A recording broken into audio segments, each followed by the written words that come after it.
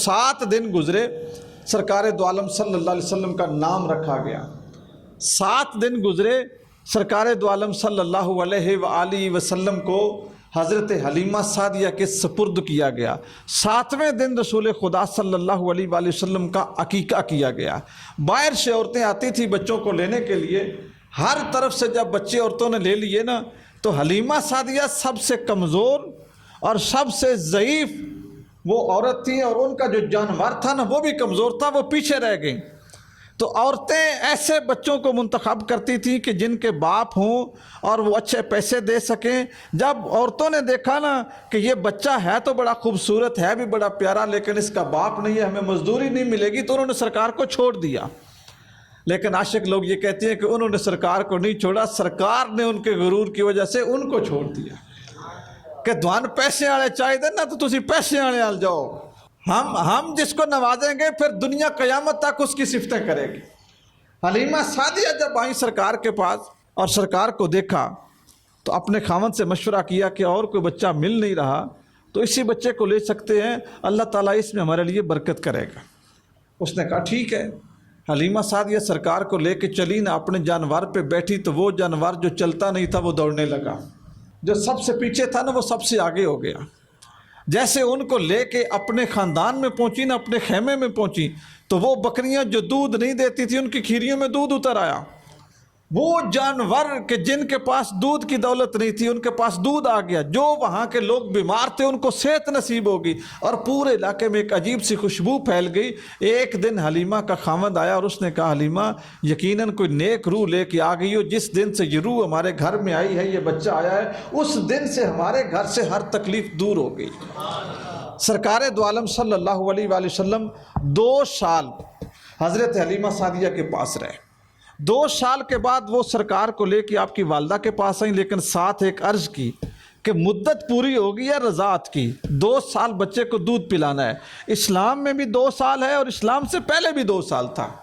قرآن مجید میں حکم ہے والوالدات یرضعن اولادہن حولین کاملین، کہ ماں اپنے بچے کو 2 سال پورے دودھ پلائے۔ 2 سال دودھ پلا کے وہ لے کے آئیں۔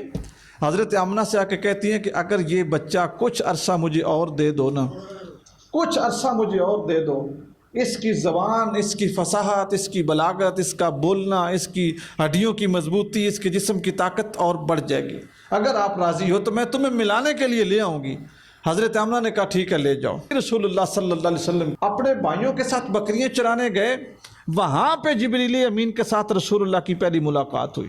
جبریل امین آئے، سرکار دو عالم صلی اللہ علیہ وآلہ وسلم کو زمین پر لٹایا، حضور کے سینے کو چاک کیا، اندر سے سرکار کا دل نکالا، دل کے ساتھ ایک لوتھڑا تھا اس کو الگ کیا، جس کے اوپر جو ہے نا جس سے خطرہ محسوس ہو سکتا تھا کہ شاید جو نفس ہے وہ حاوی ہونے کی کوشش کرے، یا جو شیطان ہے وہ کسی قسم کی چال چلنے کی کوشش کرے، اس حصے کو الگ کیا۔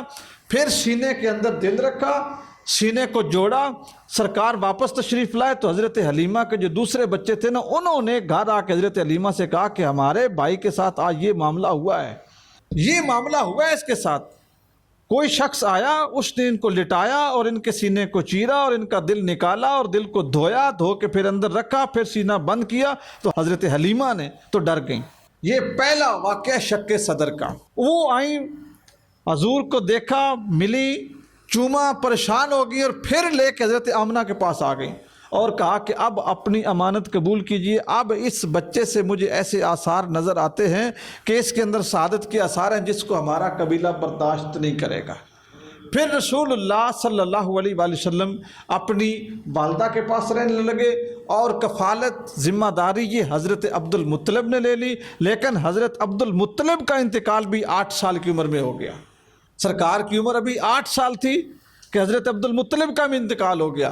حضرت عبد المطلب کے بعد سرکار دو عالم صلی اللہ علیہ وآلہ وسلم کی جتنی ذمہ داری ہے وہ حضرت ابو طالب نے لی۔ اب میں نے جو آج کی گفتگو کی ہے اس کو میں تھوڑا سا سمرائز کرنا چاہوں گا اور 2-3 باتیں اور عرض کرنی ہے۔ اگلے جمعہ کی جو گفتگو ہے اس میں میں پھر آپ کو یہ چیزیں ریوائز بھی کرواؤں گا، اور اس سے آگے بات ہم چلائیں گے کہ حضرت ابو طالب کتنی عمر میں رسول اللہ صلی اللہ علیہ وآلہ وسلم کو ملک شام سفر تجارت پہ لے کر گئے۔